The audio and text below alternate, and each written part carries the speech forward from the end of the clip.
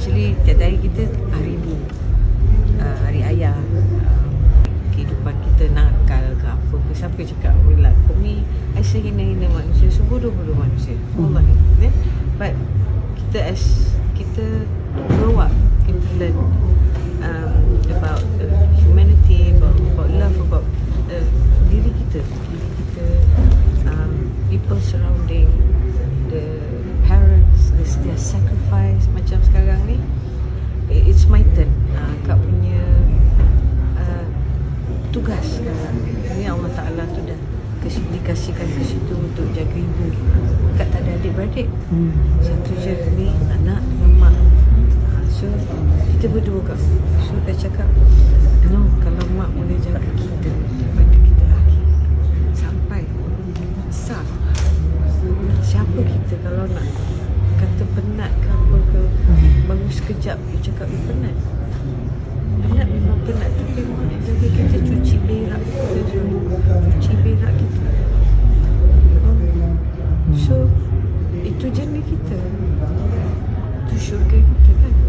So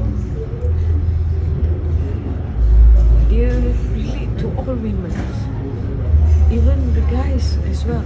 The father, their sacrifice also. The sacrifice itu mungkin agak berbeza, tetapi dalam konten yang sama sebenarnya. Cuma jangan banding, masing-masing as long respect. The mother pun sama. Kita tengok anak kucing pun kita dah kesian. Mak kucing, oh dia melahirkan sebegini, itu semua. Apa lagi kita yang women, ladies yang sacrifice, yang even outside, out there, single mothers yang bersusah payah, kena cari nafkah, kena bekerja, tak indahkan apa yang orang cakap persekitaran, itu semua. So these are all you have to keep on teruskan kehidupan macam tu. But dalam masa yang sama tu, inilah kehidupan yang kita boleh belajar. Kehidupan kita tak boleh bandingkan pengalaman you lain tu, semua beza-beza kan. Semua beza. Jadi tapi setiap yang kita nafas pagi kita buka apa, alhamdulillah, dia masih ada lagi. I mean like Allah tu masih beri peluang memperbaiki.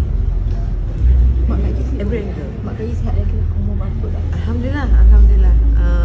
Better, tapi tak boleh nak expect mak like energy dia macam dulu tu. Tidak, dia dah 80 lebih dah. Kak Ji, at this age you still look gorgeous and you are aging gracefully. Thank you, insyaAllah. So apa keadaan kecantikan dan kesihatan ni Kak Ji? Biasa, tak ada lah, biasa je. Ya ke? Biasa Ya je. ke? Tak ke tidak? Biasa je. Kalau macam kita kat rumah lah, kat rumah pun kita bergetar kan, kita sapu rumah, bersihkan bilik air, because I don't have maid, so just the two of us at home. So it's also, it's my journey, I call it. This is my experience. Untuk kalau panjang umur, kalau later kita recover balik lah, alhamdulillah, mak ada lagi. My father's just like my left wing, so I only have one left. This is my only soul, nyawa kita ni kan. So Bila katakan Kak Ji dedikasikan juga lah konsert kepada ibu kan, yang dah banyak korban ke Kak Ji. Walaupun kita manusia biasa, sama ada Buddha, itu pun masing-masing mempunyai perasaan masing-masing, penat ke apa, tapi we've gone through that. Kita try to understand orang tu kita macam mana, itu semua like okay. Kadang kita rasa nak makan, tapi kita fikir